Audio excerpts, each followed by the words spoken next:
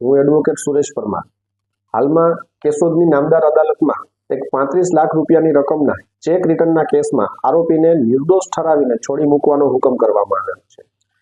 હાલના કેસની વિગતો જોઈએ તો મેંદડા મુકામે રહેતા શ્રી રામભાઈ વરુ વિરુદ્ધ કેશોદ તાલુકાના એક વતની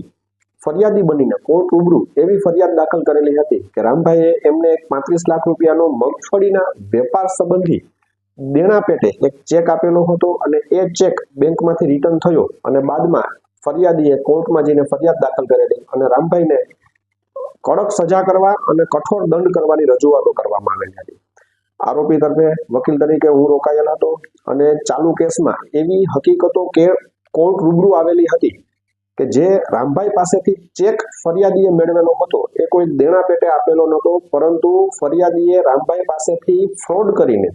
છેતરપિંડી કરીને, અન્ય રીતે ચેક મેળવીને એમાં 35 લાખ રૂપિયા જેવડી મોટી રકમ નાખીને કોર્ટમાં ફરિયાદ દાખલ કરેલી હતી કે જેથી કરીને રામભાઈને પૈસા ચૂકવવા માટે મજબૂર કરી શકાય।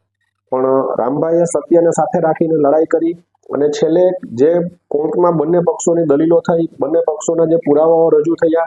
એમાં એવી હકીકતો ખુલવા પામેલી હતી કે ફરિયાદીને જે ચેક કોર્ટમાં દાખલ કરેલો હતો એ ચેક રામભાઈ પાસેથી એમણે કાયદેસરના દેણાની ચૂકવણા માટે આવેલ હોવાની હકીકતો સાબિત થઈ શકેલ ન હતી। કોર્ટે એ હકીકતને ધ્યાને રાખીને રામભાઈને નિર્દોષ ઠરાવવાનો હુકમ કરવામાં આવેલો હતો। હું રામભાઈ વરુ